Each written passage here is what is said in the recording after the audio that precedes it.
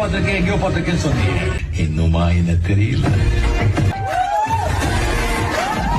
2008 model Hindustan ambassador, almost ஒரு 17 வருஷம் பழைய காரை ஒரு பிராண்ட் நியூ கண்டிஷன்ல ரெஸ்டோர் பண்ணிருக்காங்க. சோ இதுலயும் பாத்தீங்கன்னா இன்டீரியர் எக்ஸ்டீரியர் அலாய்ஸ் எல்லாமே அப்டேட் பண்ணிருக்கீங்கன்னா, ஆனா கார் பாக்கிறதுக்கு மினிஸ்டர் கார் மாதிரியே இருக்கு.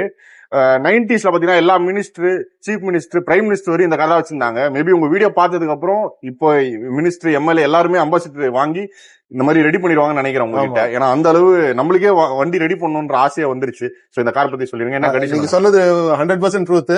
ஏற்கனவே ஒரு 2 மினிஸ்டர் வண்டி வந்து ரெடி பண்ணிட்டு இருக்கோம். நம்ம பேர் சொல்ல முடியாது. சோ அவங்களும் வந்து அம்பாசிடர் வச்சிருந்தாங்க. சோ கொடுத்துட்டு இருந்தாங்க. திருப்பி நம்ம வீடியோஸ் எல்லாம் பார்த்துட்டு அவங்க பிஏ எல்லாம் சொல்லி 2 வண்டி வந்திருக்கு. மினிஸ்டர்ஸ் வண்டி ஆந்திரால இருந்து ஒண்ணு வந்திருக்கு, தமிழ்நாட்டுல இருந்து ஒண்ணு வந்திருக்கு. அதுவும் ரீஸ்டோர் பண்ணிருக்கோம். சரிங்கண்ணா. இந்த கார் என்ன நிலைமையில வந்துச்சு, என்ன ரெடி பண்ணிருக்கோம்? இது வந்து கிராண்ட் மாடல்ல தான் இருந்தது. இது வந்து திருப்பியும் ரீபப்ளிஷ் பண்ணோம். ஃபுல்லாவே வந்து ரிஸ்டோர் பண்ணோம். வண்டி ஃபுல்லாவே எல்லாமே ரஸ்ட் ஆயிருந்தது. கொஞ்சம் பழைய வண்டியா தான் இருந்தது. 18 இயர்ஸ் ஓல்டுனா வண்டி எப்படி இருக்கும்னு சொல்லிட்டு பாருங்க. சோ அது ரிஸ்டோர் ஆகிதான் இருந்தது.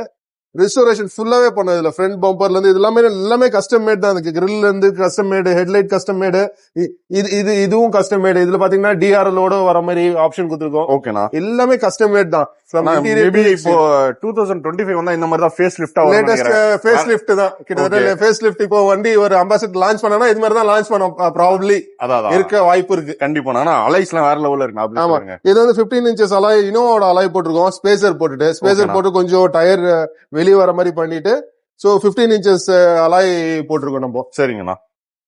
இது மோட்டரைஸ் சைடு மிரர் போட்டிருக்கீங்களா? ஆமா, இது வந்து மோட்டரைஸ் சைடு மிரர். எக்ஸ்டீரியர் மட்டும் பண்ணாம இன்டீரியரும் பண்ணிருக்கோம். இன்டீரியர் பாத்தீங்கன்னா மோட்டரைஸ் சீட் பண்ணிருக்கோம். ஸ்டேரிங்லயே வந்து நம்ம வால்யூம் கண்ட்ரோலர் எல்லாமே பண்ணிருக்கோம்.